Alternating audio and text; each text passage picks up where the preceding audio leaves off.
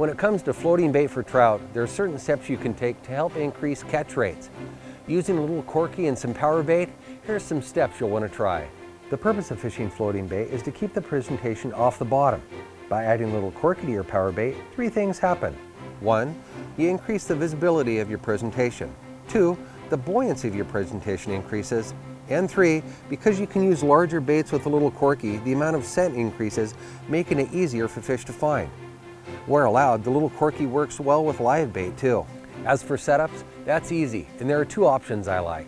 I've had my best results pairing a size 12 little corky with a size 12 treble hook and a size 14 little corky with a size 14 treble hook. These can be rigged on a sliding egg sinker or fixed sinker setup. For a sliding sinker setup, simply give yourself a couple feet of leader, slip an oval egg sinker up your main line, then join the two lines with a size 10 barrel swivel. This is a favorite setup of many anglers, for when a trout picks up the floating bait and little corky, it can swim off with it with no resistance, whereby increasing hookup ratios. Another rigging option is a fixed sinker. For this, simply thread a little corky on your main line, tie the hook on, and place a split shot sinker or two a couple feet above your hook. An advantage of the fixed sinker setup is that by repositioning the sinkers on your line, you can quickly regulate the depth of your floating presentation to fish above weeds or grass, should you change locations. Another advantage of using a little corky and larger bait when still fishing for trout is it increases the surface area to which scent can be added. All trout anglers know the value of scent when it comes to catching fish. And by adding scents of your choice to the little corky and the bait, you're increasing the odds of fish finding your presentation.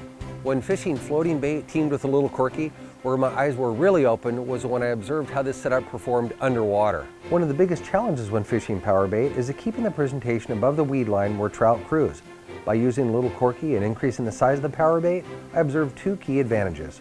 First, the little corky added enough buoyancy to keep the bait from being carried into the weeds by the momentum of the falling sinker. Second, if the presentation of the little corky and bait did end up in tall grass or weeds, the increased buoyancy created enough lift to push through the structure, positioning the bait in the strike zone. Bait fished alone didn't have enough force to do this. If you're a fan of fishing floating bait for trout, try adding a little corky. With the number of advantages this little adjustment has to offer, you can't help but catch more fish.